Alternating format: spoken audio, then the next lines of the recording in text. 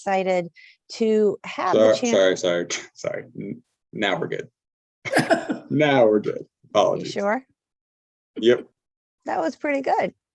That's it. You did great. That was great. We're going to try this again. One more time. Thank you all for joining us tonight. My name is Rebecca Kiesling, and I am the Executive Director of NAMI Northern Virginia. I'm trying this again. This is our September monthly meeting, and the first that everybody's allowing me to host, so bear with me. I'm excited tonight to talk about something that has been in all the newspapers recently, and pretty much for a couple of years, but now is more important than ever by what we're going to talk about tonight a little bit. But really, we really need to pay attention to, especially with what's going on in our schools in the Commonwealth for the next 29 days. So we're going to be speaking with Sam Clark tonight. Sam is the Vice President for Equality Loudoun, which is a nonprofit that I'm going to let her go into a little bit more. We also, when we get talking, we kind of go off track a little bit. So I have someone you're all familiar with. My colleague Lee is on the line as well, so he might have to jump in. I do encourage you, if you're following along on our YouTube Live, to ask questions, and Lee's going to get those to us. This is going to be a really great conversation, I think, and I hope, about affirming mental health in queer communities, a lot in what providers are doing, but in other ways as well. So I learn a lot every single time I talk with Sam. It helps me, I hope, become a better ally. And I hope that if you're here to become a better ally, I hope that it helps you as well. So please ask questions, and I'm going to bring Sam on with me. All right. Good evening, everyone. Like Rebecca said, my name is Samantha Clark, and I am the Vice President of Equality Loudoun. Everyone calls me Sam, so I welcome you to do the same in our interactions tonight. And my pronouns are she, her. Like Rebecca mentioned, I am with Equality Loudoun. We are the pride organization for Loudoun County. So we stand in that space to lift up and represent the voices of the queer community here in Loudoun County, whether that's our youth, our families, our parents, our educators, our professionals, our faith community. Equality Loudoun stands in that space to do education and outreach and make sure that everyone in our community understands the needs of our queer community, but also is prepared to be an affirming ally and understand what it is they need to know to make sure that the queer community is a safe community and a supported community here in Loudoun County. So I'm very excited to have this conversation with NAMI Northern Virginia this evening. And just like Rebecca said, we always have a great conversation, and I always learn from her as well. So I look forward to having this discussion tonight. So Sam, I want to jump right in and talk about kind of the elephant in the room. We have a lot of talk, and we just put out our own statement this weekend about the governor's model policies that are talking about how schools, public schools in the Commonwealth can deal with our transgender students. Can you talk about, go into a little bit more detail about what those model policies, first of all, are, and then after that, what they really mean to our transgender youth? So I think, again, this is something we as a community as a whole here in Loudoun County, across the Commonwealth, and in our schools locally are beginning to dive into, right? And this was something I think many of us weren't expecting. So we are in the process of learning and digesting that and leaning into our partners here in the community to understand in depth what these policies are going to mean and what the impact is going to be here in our local school system. I think for us really at Equality Loudoun, we want to recognize the value that every parent has in the life of a child, and we want to value the importance that our school system has in shaping young lives and educating children in our community. I think the main concern that we in particular have at Equality Loudoun is recognizing the multiple intersections of vulnerability that our queer and trans youth experience when they're navigating their identity. And oftentimes school can be a safe place to navigate that. And with the model policies that are coming out, the concern that we have is this fear that if a youth is expressing their identity, especially their trans identity in the school system, and there is an expectation on educators or those in the school system to share that identity with parents, and that child may not feel safe or comfortable or feel it is appropriate to do that for any number of reasons. We may be exposing that child to harm or risk that we may not have knowledge of, because that child, again, ultimately has some knowledge and awareness about what's happening in their home or the impact of their identity or exploration around their identity has in their home. And so we're just very conscious of the need to understand the policy further and understand its impact on the risks to children that they may pose if their identities are compromised outside of the safety of the school setting.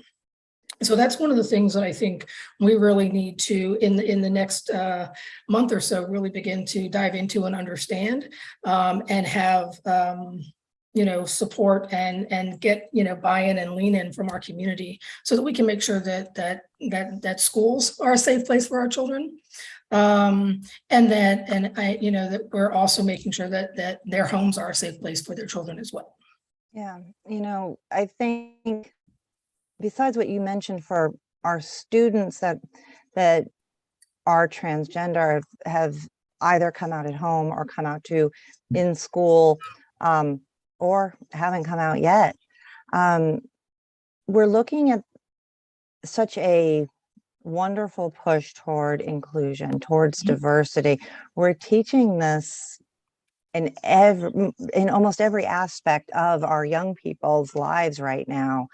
And I find it very confusing in terms of a place where our cisgendered students are spending most of their days, but when they go to school, they're being told inclusivity doesn't matter anymore, because they're taking away this inclusion that was there, this protection that was there for our trans students. It's confusing, and we talk about mental health and we talk about modeling, and I find it very confusing for all students, not just, obviously the impact for our trans students is monumentally more, but it's confusing for all aspects in all students' lives. Yeah, Rebecca, I would agree with you on that. I think what you're speaking to is we want to foster an environment and a space that is inclusive and affirming. But when things like this come out in our community, right, when these policies are brought forward and these conversations are had in such a public forum, right, it's coming down from elected officials, or it's all over the media and things like this, it can create fear and anxiety. Right. And the other thing is that it can promote this idea of othering. Right. It's like I am in a space where I might feel very comfortable with my peers in my classroom or my peers in my community that identify differently or have different intersections of identity. But I'm now getting these messages on a very large scale coming from many different places that tell me that there needs to be a different way to look at that.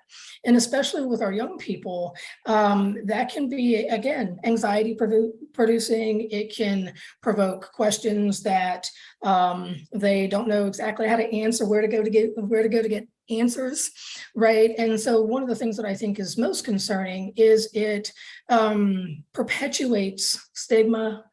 It others people, which we try to not do. Still, I mean, the whole model policies were about othering. It focused on, you know, you mentioned this earlier. It wasn't a bill about youth. It wasn't a bill about, you know, it was a bill about transgender student, or I keep calling it a bill, these policies. Right. I mean, if you're going to be promoting othering, this is the way to do it. Well, for others in the community, it can raise questions of, you know, it can normalize stigma. And for those who are in that population, right, those who are members of the LGBTQIA community, especially young trans students, it can promote feelings of shame. And so that really furthers the need to make sure that we are elevating language around affirmation and validation and inclusivity, because those messages are so overwhelming and so overpowering at times, and in many regards feel like they're supported because they're coming from so many places and from places of such importance, maybe, that we have to counteract those with consistent messages and consistent practices in our community that show, that recognize how these other messages, right, these othering messages, these policies perhaps create stigma and perpetuate shame, but all around that are opportunities to identify how those increase barriers, and how we all in everything that we do have opportunities to improve access, to create affirming spaces, to validate people's identities, and so it's important that we not get overwhelmed by what we're being surrounded by, because it doesn't undo the good that is being done in our community and the people that are doing that good and have opportunities to build on that strength and resiliency in their affirming practices. So I think that it's very, very important that we maintain a focus on that while identifying the barriers and obstacles, but also the strength and resilience that these affirming practices have. I'm going to jump. There's two places I could go. I'm going to jump just a little, and I hope you don't mind. Of course. One of the things, a lot of what we have just spoken about, it's hard. I mean, it is hard. And you just spoke about reaffirming, and really it's offering hope. You know, it's making sure that the community, the queer community, especially right now, our students, they understand that, yeah, this stuff's hard, and they're hearing about this and they're not knowing what tomorrow is going to bring, if they're going to have a safe space. But how do we offer that hope, and how do we make sure that we're doing, just as a community, how do we make sure that we are offering hope right now? Mm-hmm. So I think one of the things that I will offer or recommend is that I think sometimes we want to over-rotate and focus so much on the positive and so much on the good that it happens in isolation of an acknowledgement of the harm that is occurring. And so when you want to be sincere and genuine in the creation of affirming spaces and the validity of identity, you want to do that in the context of acknowledging that there are barriers and that there are harms that are occurring. You have to validate people's lived experiences to create a truly affirming environment, and whatever, if that's an environment that someone were to come in to receive your services, or that's your welcoming home, or that's your classroom. I think to do that in isolation of people's reality is somewhat ineffective. So I think you want to you want to affirm who people are and create a safe and supportive space for them to understand and learn about, who they, what they're experiencing, what their thoughts and feelings and behaviors are that they're struggling with.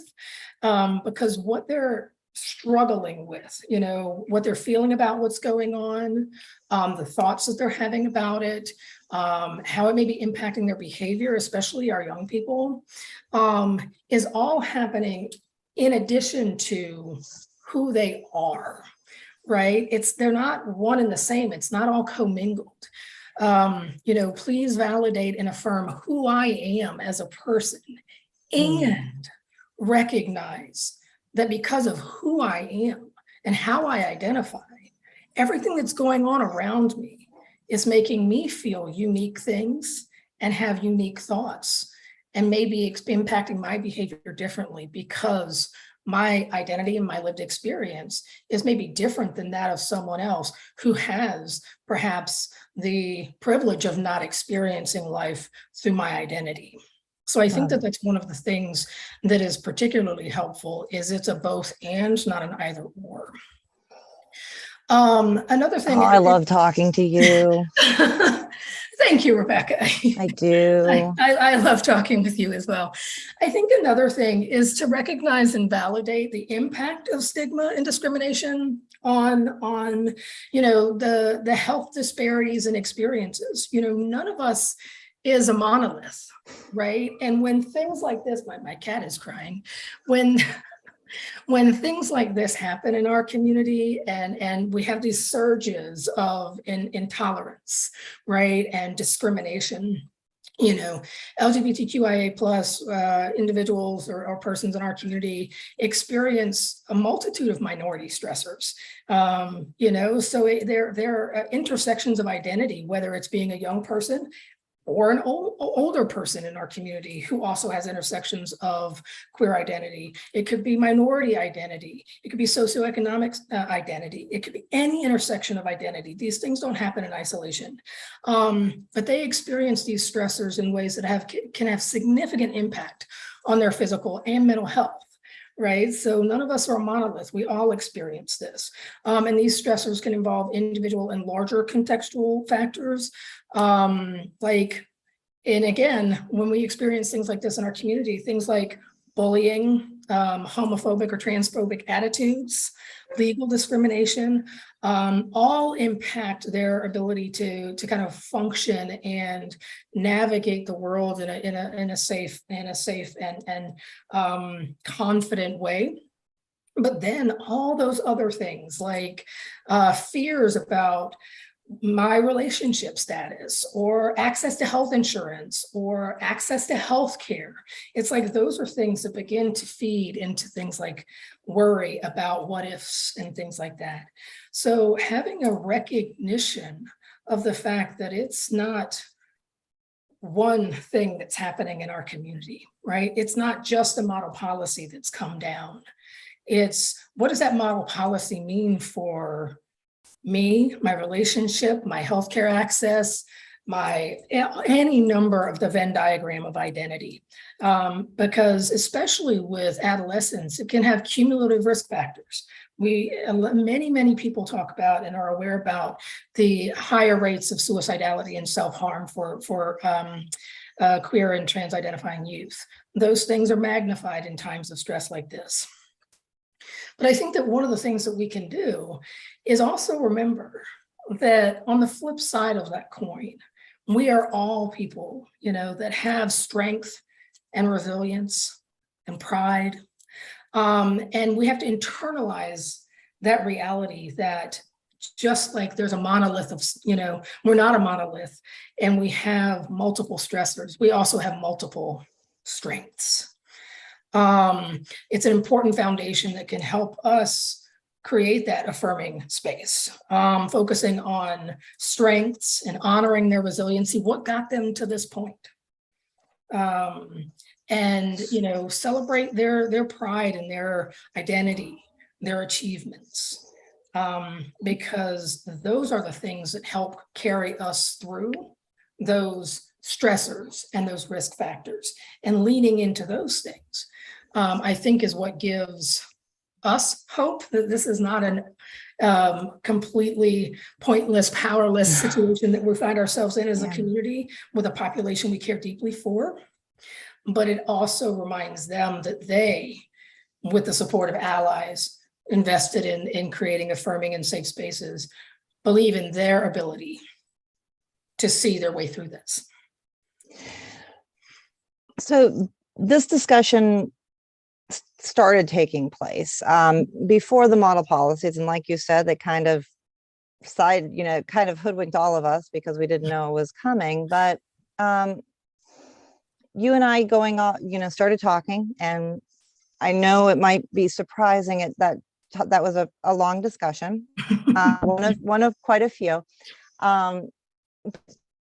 Something that I didn't know until I started speaking with you was, first of all, you touched on this just a little bit, but we started talking about the different barriers to care that the queer community has because we have barriers to care when it comes to mental health. I mean, people, whether it is we don't talk about mental health or it's too expensive. And the second was, did we just start?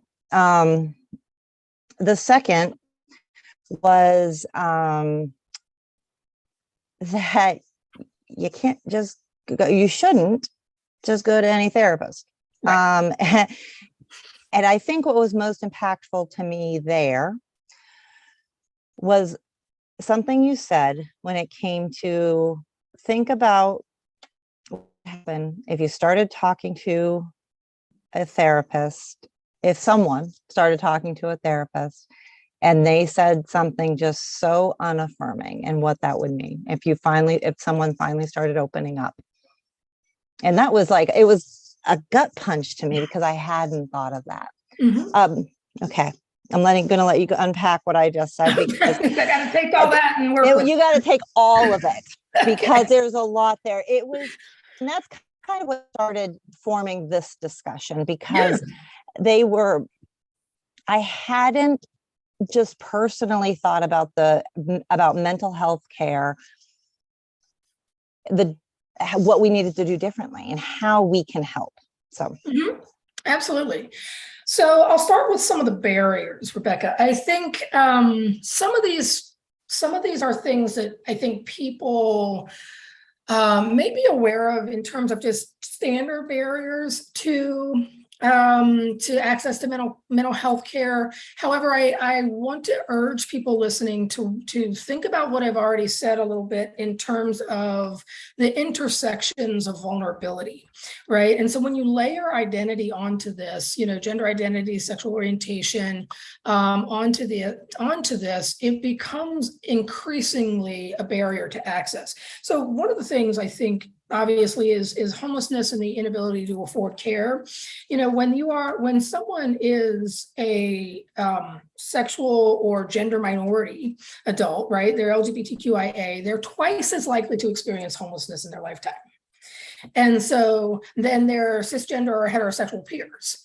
And so if you're homeless and have limited or no income, it makes it very challenging to access the level of healthcare or mental health care that someone who may be seeking that, who identifies as LGBTQIA. And the issue is that when you may be, again, so you look at that intersection,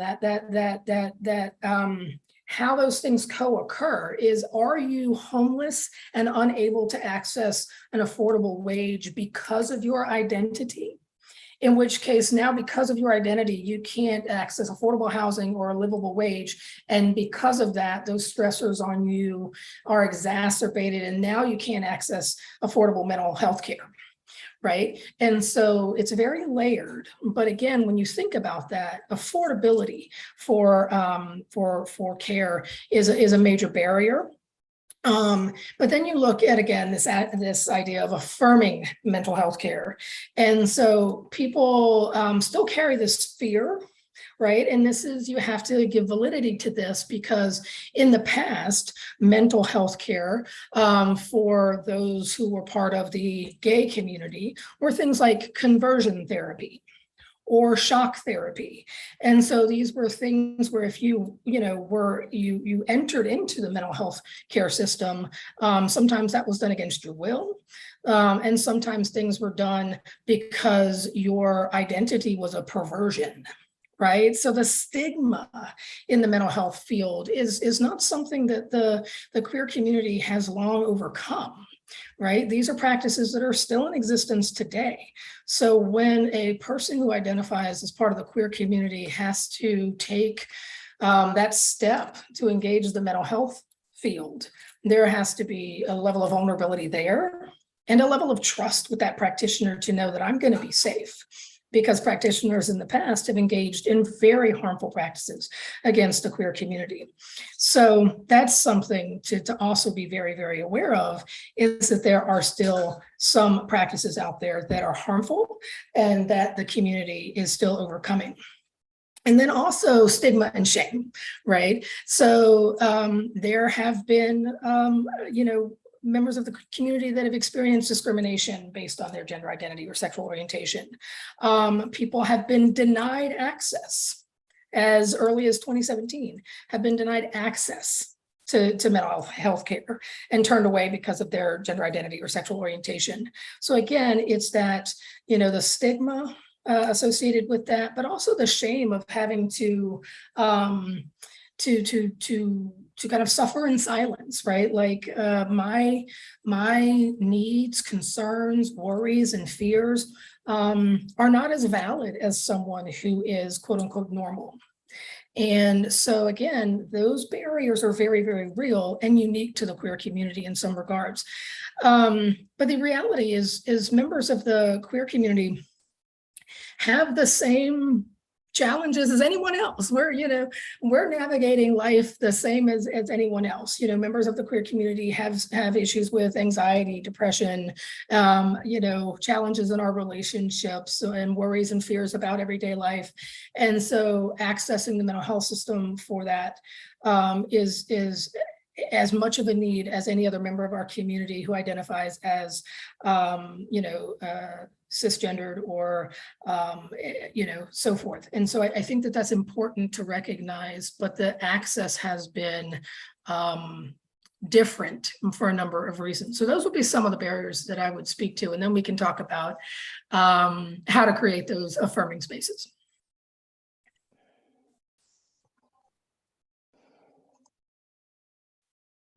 So on top of the barriers that I quote in my day-to-day, because we talk about the many barriers to mental health care that we have as a population in Northern Virginia. And that can, you mentioned this earlier, that if you are an ethnic minority, if you are, there's so many other things, you add that on top of being in the queer community, and it's another barrier, because first of all, even talking about mental health issues and mental health concerns in so many different communities, ethnic communities, that's a big barrier right there. Yep. And if you're in need, it's tough. It's tough to even break through that. But then on top of that, finding people that can help you, who really should help you, can help you, that's a whole nother layer. So that's what does that look like? How, excuse me, I have a little cold, so I'm fighting that a bit. You're doing great. Thank you. Making it through. See, it's contagious. It's right through the Zoom. So if we in the mental health world, if we're trying to advise and help someone find a mental health provider, how do we help? And what do you do to say, hey, you're someone that can help someone in the queer community? So what I'll take away from that question, Rebecca, It was all over the place. it was a little bit. So A little bit, I know, sorry about that. This is where I'm going to go with that. Okay. Okay. So picking up on the intersections of identity, I think as a provider or a practitioner or someone creating a safe space for someone seeking help, whether that's a mental health provider or just anything like that, I think one of the things that's important is, I'll kind of flip the script just a little bit, is I think, again, like, we're not all a monolith and we're all complex and have these different intersections of identity. They overlap and intersect, but these identities can be influenced by race, ethnicity, gender, age, religion, spirituality, etc. But a sole focus on one identity can rob a person of their full story. So I think, if a member of the queer community comes to a practitioner or provider, you want to avoid assuming that that individual has a specific stance on one thing, right? Because I come in the door and I am of this faith or of this ethnicity or of this queer identity, you want to avoid making any assumptions. I think that's a key thing. And you want to honor their multiple influences on their lives. You don't want to assume that their queer identity is the most salient aspect of their identity. I'm gay, so you need to treat my gayness. Yeah, right, exactly. And so you and I have had that conversation. It's not what they're there to focus on their work on with you. They just want you, they may want you to know so that know that they're in a safe space to be their authentic, true selves, as opposed to like, just need you to know I'm gay. So that, it's like when we create an affirming space, my identity is not something I have to walk in the door with every time and explain. And I don't have to walk in the door and have you, like, I'm not here to be treated for being gay. I want spaces that are affirming and acknowledge who I am, so that can be here.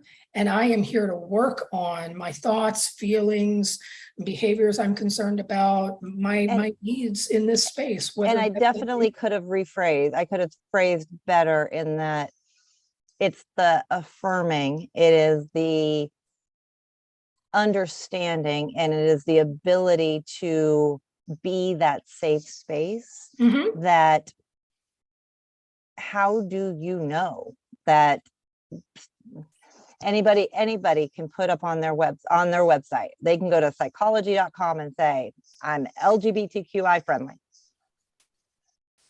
Well, isn't that a stamp that anybody can do? It's a box you check on a lot of websites that you will see LGBTQ individuals. And so I think that there's layers. I'm a believer in things having a depth and breadth to them.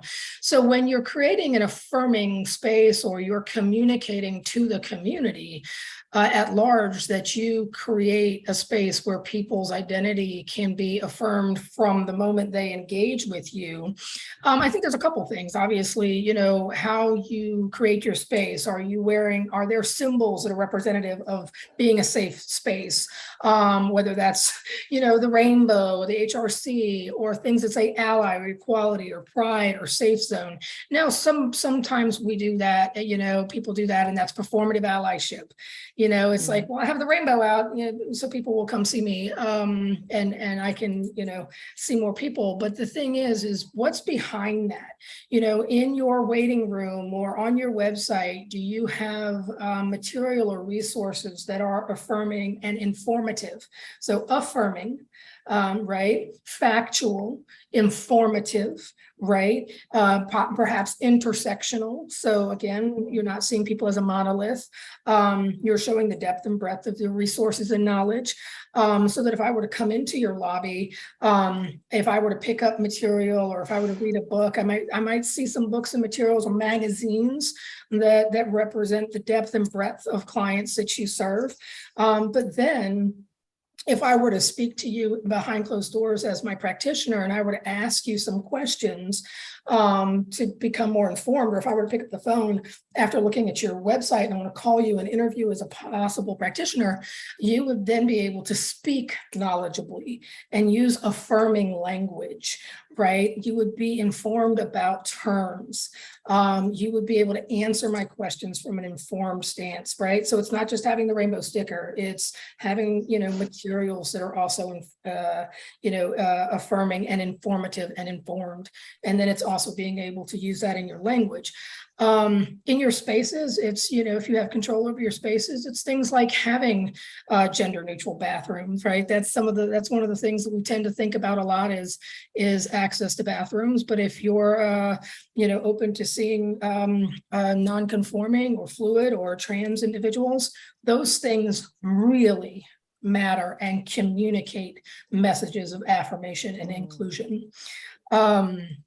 Be informed about the reality of the queer community, right? Know about things like the Compton's cafeteria riot, the Stonewall riots, don't ask, don't tell, because these are the things that the queer community over history have had to navigate, and that carry with them that historical trauma of why I have to ask you these questions about whether or not you're a safe place for me to come, or for me to bring my child, or for my family to come see you. So it's also recognizing your own kind of implicit biases, and know that your lived experience may be different, and that you may have bias and privilege, and that's okay. But having a knowledge and awareness of that, and having that humility to practice in a space that says I can be different. My client or person that I'm supporting can be different than me, and I can still provide support from a place of difference, but I can support from a place of awareness and acceptance. The last thing that I'll say about that is, don't expect kind of a red flag is if your clients to educate you, your person's coming in to receive support to educate you on LGBTQ issues, like, you want to be there to actively listen if they choose to share, right?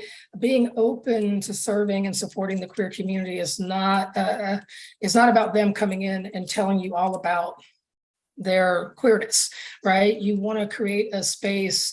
Some clients may have never had a space where they could freely share their story and identity. So some of that clinical space, some of that therapy space may be about, I need to talk about my identity. And then for some, it just needs to know, I need to know you'll use my pronouns. Like, that's it. I just need to know I can walk in the door, however I'm going to walk in the door that day, right? However I identify, you're going to see me, and let me talk about what I need to talk about. Yeah. But you want to collaboratively create a space for both, and let your client, let the person who needs support be the guide on what feels most useful to them. Don't center their queerness. Let them be someone there who needs to get mental health support, because that's why they're there. And that can look different depending on what they show up and need that day, as is the same for everybody, right? Same for everyone. Yeah. And NAMI peer support groups, we do a check-in at the beginning of every support group, and you come so that everyone knows where you are that minute. Mm-hmm. Like at that point. And it's the same when whoever's out there has been in therapy, you go and you're there for, no matter what you're in treatment for. And if you're in treatment for, a serious mental illness, if you're going for 3 days a week, you're still talking to your therapist about where you are in that moment, in that day. And you're not there because you have, severe depression or whatever you're in there for. You're there because you're in that moment. Mm-hmm. And that's really good. That's strong. You're not there because you're gay or you're trans. You're there because you're a human being who needs to talk to somebody. You're there because you're a human being that needs to talk to someone. Exactly. That's great. Exactly. So we have these wonderfully affirming and supportive therapists or practitioners, and thank goodness we have them. And they go beyond our therapists, doctors, MDs, PAs, they're all over the place. And we know that they're out there. But some in our communities and throughout Virginia, throughout the country, if they are putting those flags up on their windows, often in some places, even in our communities, that's almost putting themselves at risk still. How do we support them?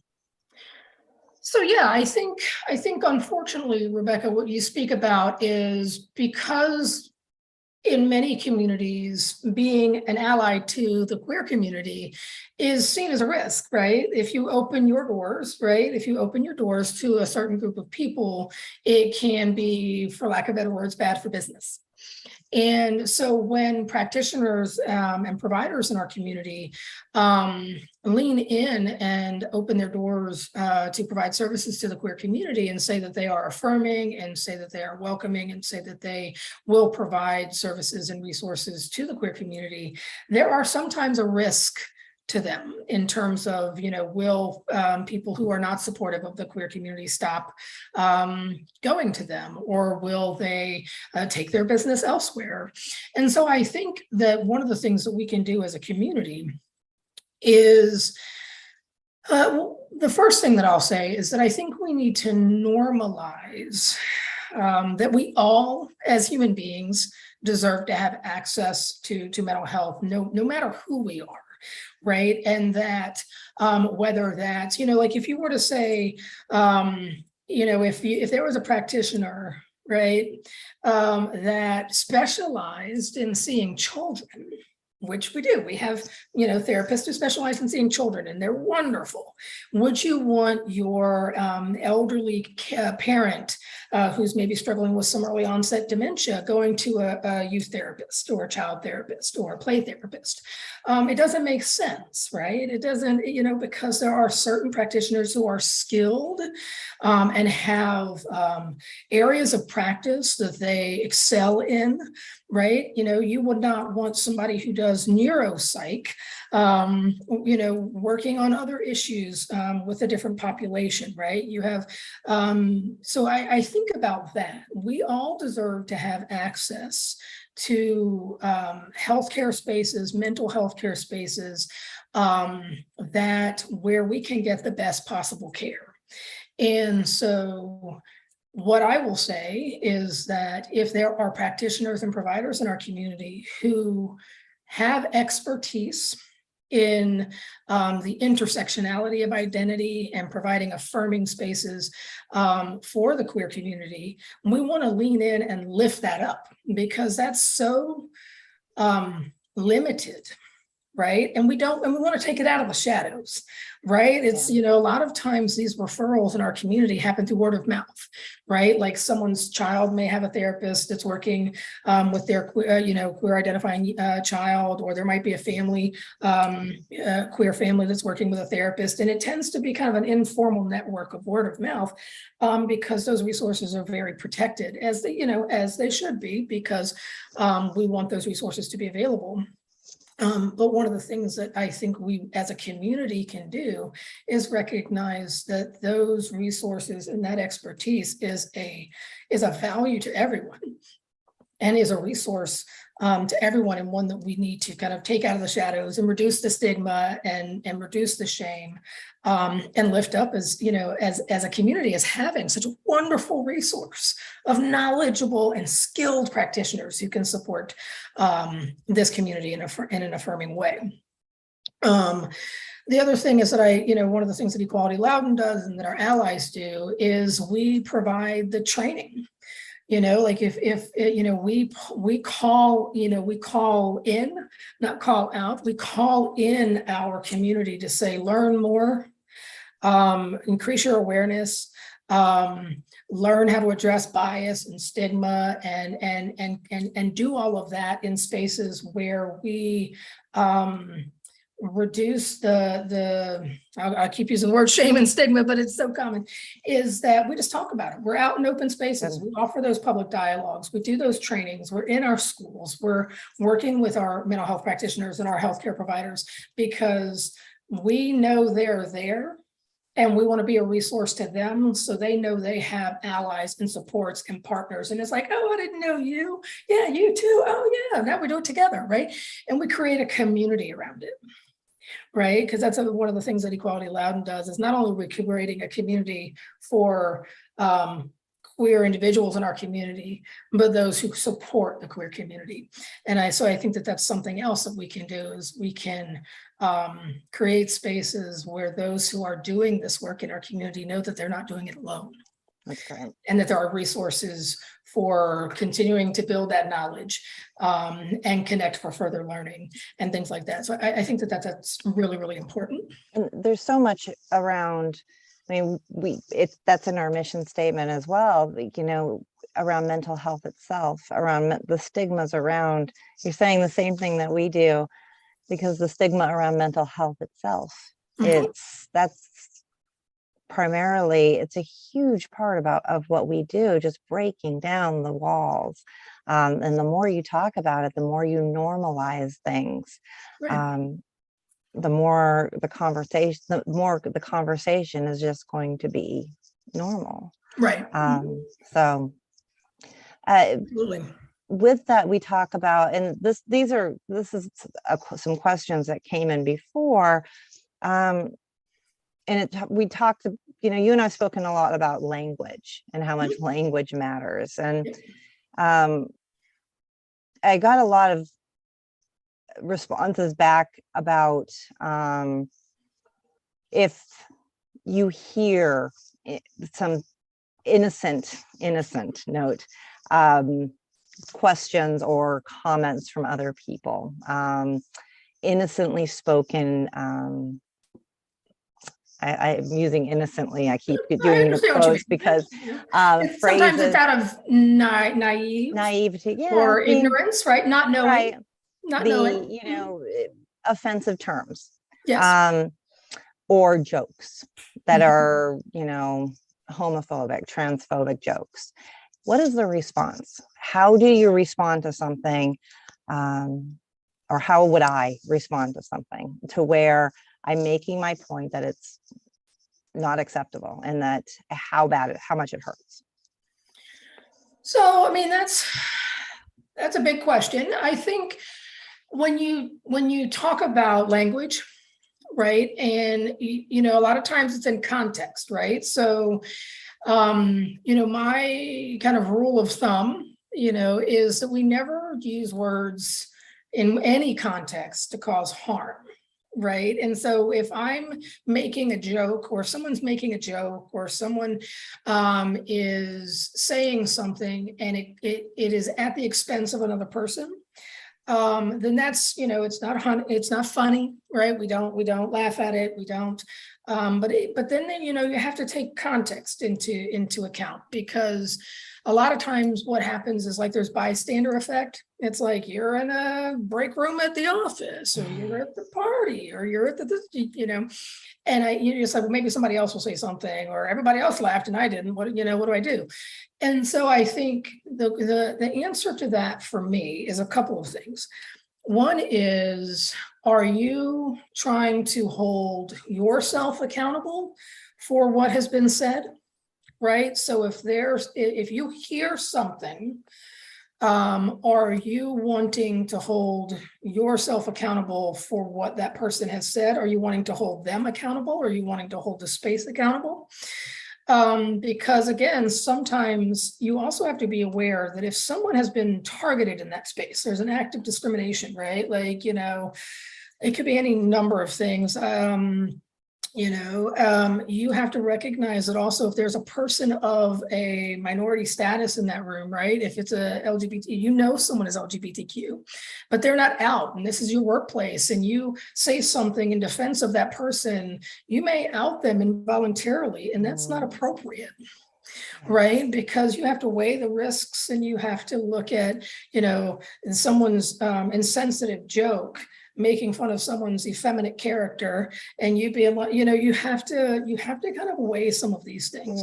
But there's it's kind of the baseline standard is, what I talk to staff about, when I talk to friends and peers about is, we don't use language to hurt people, or we don't make jokes at other people's expense because it's harmful or it's hurtful.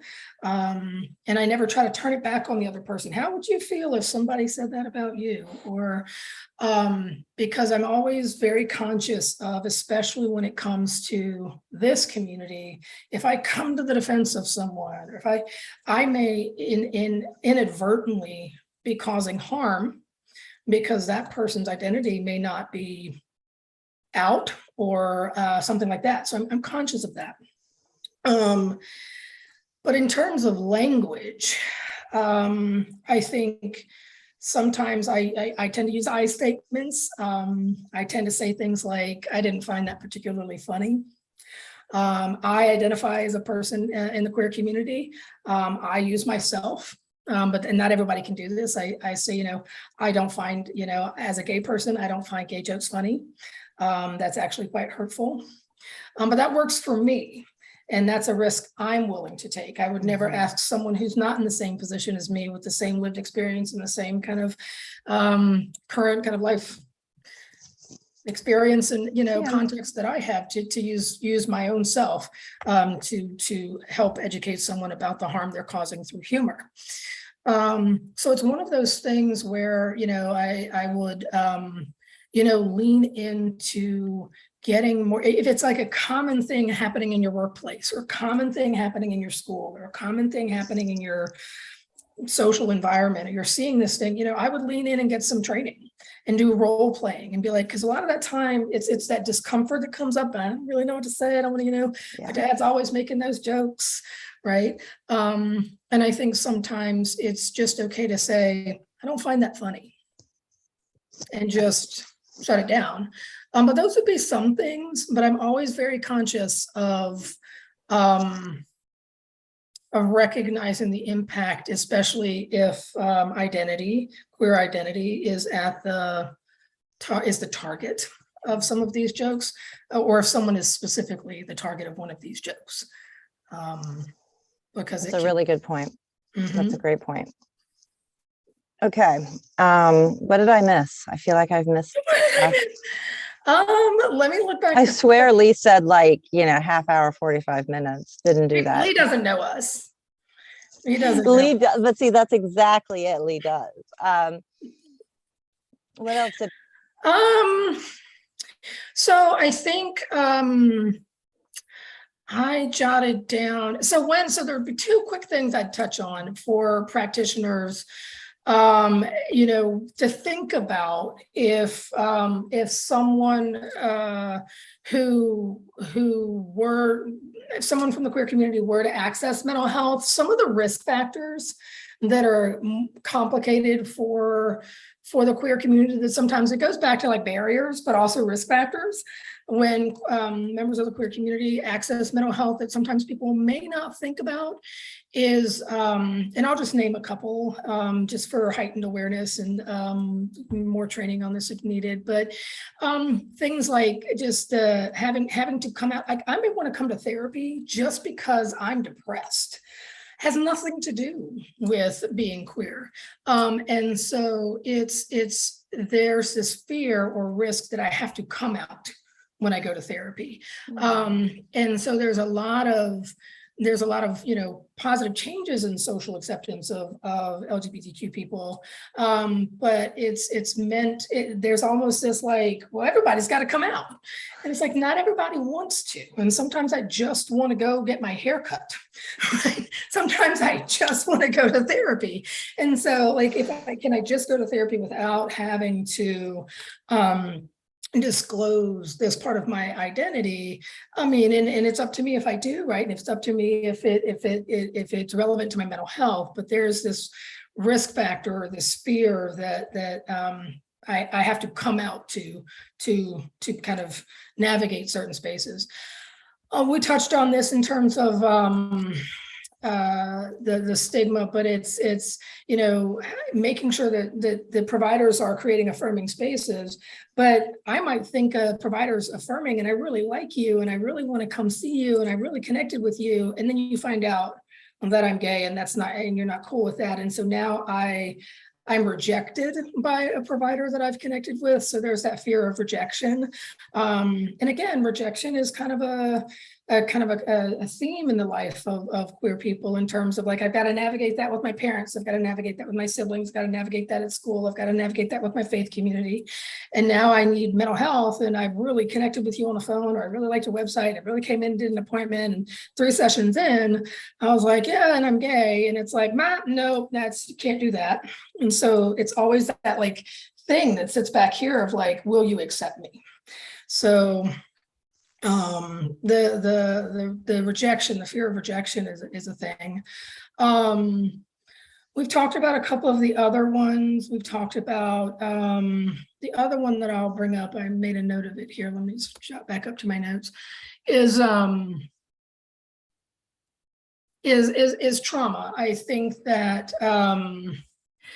there's unique traumas that come with queer identity: homophobia, biphobia, transphobia, identity-based bullying and shame. Those are unique to this community. And when those things are not understood by a provider, or when someone interacts with therapy, the risks they take is it just being kind of dismissed, right? Like, people say mean things. Like, I have a really bad haircut, which I don't. I kind of like this one, but I do too. I said that. But if someone was like, girl, you need a different haircut, like your style is, like, I could deal with that. But if day after day after day, who I am as a person is torn down by everyone in my life, my family, my faith, my neighbors, my work, like everywhere I go, I'm just torn down as a human being for who I am. That kind of trauma is extensive. That's a very complex form of trauma. And to have that kind of, members of the queer community, that becomes so normalized, like that's just my life. But that's a trauma. And the risk that queer people face when they go into therapy is to not have that validated. And to just, so I think it's identity-based shame that is very, very traumatic. And having skilled practitioners who can really unpack that is very, very important, because it is a form of trauma. So having a skilled trauma clinician for someone who's experienced repeated exposure to identity-based shame and different types of phobia is very, very important. And then the last thing I'll touch base on as we begin to wrap up, Rebecca, is, if you're looking for a therapist, if you're looking for a provider, it's just different things to think about. What are you looking for? I think sometimes, you want to be thinking about what it is you're looking for in a mental health provider and what's important to consider. You don't necessarily need a provider that shares specific parts of your identity with you. I think sometimes it's like, you get me because you're like me. And it's like, well, that may not be what you're able to find. It's easier to find a provider probably that has like a baseline competency And then you begin to explore that by really asking some questions. You know, if someone's mental health is rooted in their sexual orientation or gender identity, then having someone who specializes in LGBTQIA issues is really, really important. If it's not, then it's not, right? So it's really knowing what you need therapy for. And having a clear understanding of what's important for you to feel safe and affirmed in that space. And then, you know, one of the things is kind of getting a good list of referrals. That's one of the things Equality Loudoun is actually working on, is having like a directory of affirming providers for a variety of things in our community, whether that's doctors and mental health providers or hairdressers and salons, right? Because I think anytime you can walk into a space where you feel initially there's some trust there, and we've done some vetting, I think that that's really, really important. But having a referral list to work from that you trust is really, really helpful. And then feel comfortable asking questions. You might need to practice that in the mirror, right? You know, if you're calling someone you don't really know, you've done some research on the website, you've maybe asked a couple of people, but your provider expects some questions. So this helps them to better understand what's important to you and how they can support you. But it's important for you to be like forthright and upfront. And if your identity is central to that, it's okay to say like, hi, my name is, I'm looking for XYZ. My identity is X. Right? I identify as pansexual. What experience do you have working with people with my identity? What other experience do you have working in and around the LGBTQ community? Do you have any specific training or certifications? Ask those questions. It's your mental health. You are allowed to ask questions. And if that, provider doesn't answer questions in a way that makes you feel affirmed or confident, it's okay to say, thank you so much. I appreciate you taking the time to ask my questions. And then you can, if you go a step further, you can say, what kind of models of therapy do you practice from, and that kind of stuff. But I think it's okay. Sometimes people don't feel like they can ask questions, and you most certainly can. So I want to encourage people to do that, because it's really, it allows for that person who's seeking that support to create that affirming space from the very beginning. This is what I need, and I want to know if you can do it for me. If you're the person that can help me in a safe and affirming way. So I'll leave you with that too. So Lee says that we've answered every question that's come in. Yay! That is not a huge amount of surprise for me. So my question to you then is, what is, besides the model policies, what else is Equality Loudoun working on right now? And ready, set, go. I'm just writing that down. How can everybody get more information about Equality Loudoun, and how can they support? Wow. Okay. So you don't have to give everything. You can always just send them to the website. I was going to say, everybody should go to the website, eqloco.com, eqloco.com.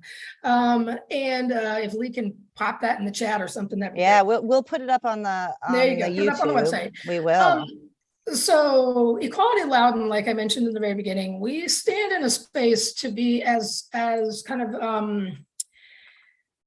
the way I like to describe it is like flexible and nimble, and I'll use flexible and nimble as possible, because our world is changing around us, right? So we have certain kind of pillars that we stand on, and those are community, advocacy, education, and defense.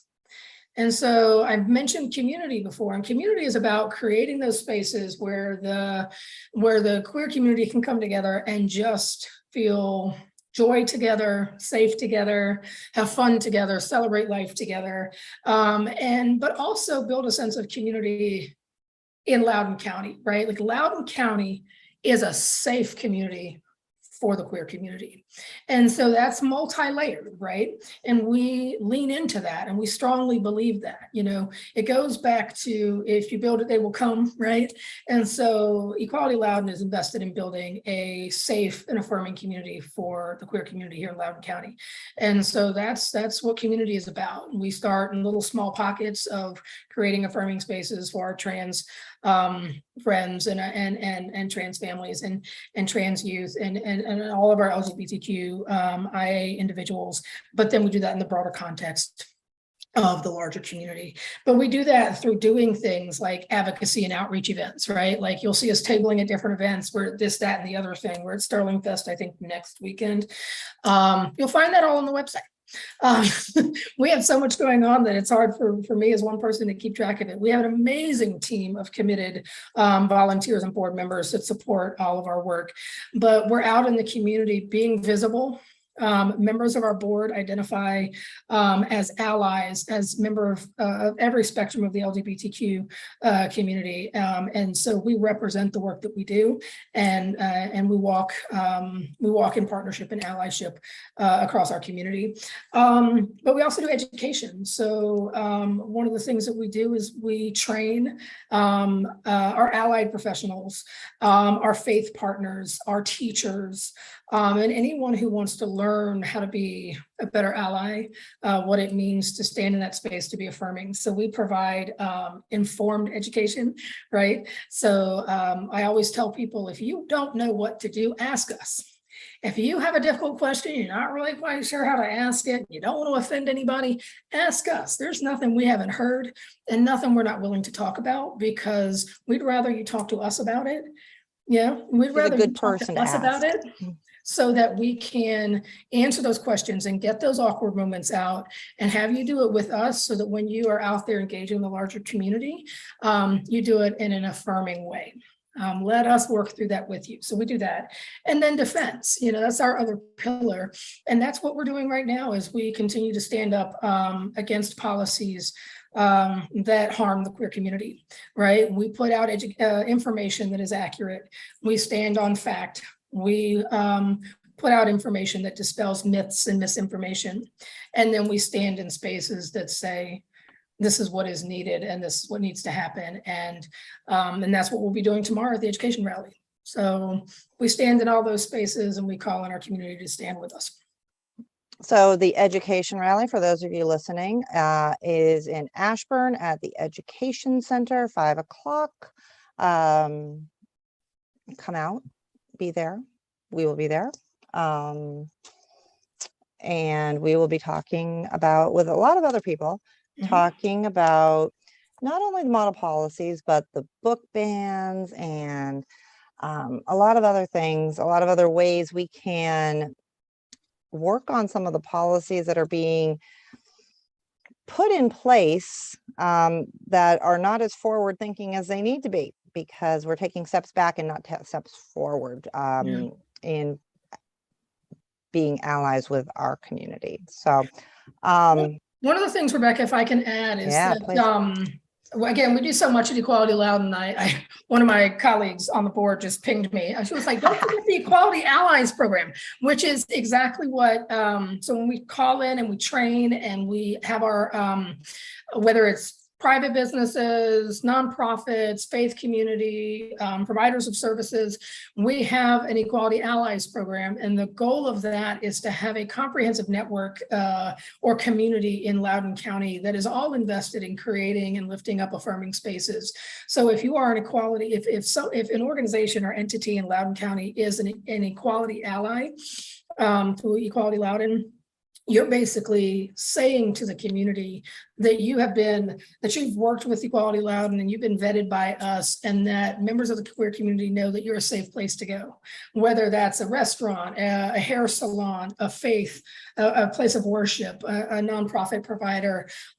You are communicating that you have worked with Equality Loudoun and that you have invested in training and an ongoing commitment to learning, to being a safe space in Loudoun County. So we're very proud proud of that work too, as we continue to build strong allies in the community to create a safe community here in Loudoun County. So thank you to Jude for reminding me. See, that's why we have people on other. That's right. We all need tech support. Ew. My tech support are my brains. I'm thankful for my team. So we're going to put up the website. You guys have great social media too. We do. We're very proud of that. Yeah, it takes a village. Terrific social media. So we'll put up your contact information on the YouTube. This does sit on our YouTube channel. Sam, I could talk to you forever. You know that. I am so thankful for our conversations and for who you are and everything that you do, which is so much, because like I said, talking to you makes me a better person. It makes me a better ally. And I just get so much every single time I talk to you. I feel fulfilled. So I hope that people watching this today and in the future really get a lot out of our conversation, but also know that that Equality Loudoun is a huge resource, an enormous resource for their needs. Whatever those needs, you might not even realize what the needs are at this moment, but I empower our community to contact them because we are your partner. We are your partner in learning, and we're going to be stronger allies as a whole. Whether you're an ally or you're in the community and you just need to know where to turn, we're going to be stronger if we partner together, and they're the good ones. There's some good ones there. So reach out to Equality Loudoun, but also remember to make sure that those practitioners, those in our community that are supportive of the LGBTQI community already, that you know of, make sure we lift them up. Yes. If there's anything we got out of that today, just remember to do that, because they're already allies and they're already fighting. So let's make sure we do that. And comment. We have 29 days left. Yeah. So anytime you can comment, make sure we do. So Sam Clark, you're a gift. As are you, Rebecca. As are you. Thank you. And we will put all the contact information up. So thank you everyone for joining tonight, and happy September. Yes, it's almost over. There we go. Get on that iPad, Sam. I know. I'm working on it. You are my encouragement.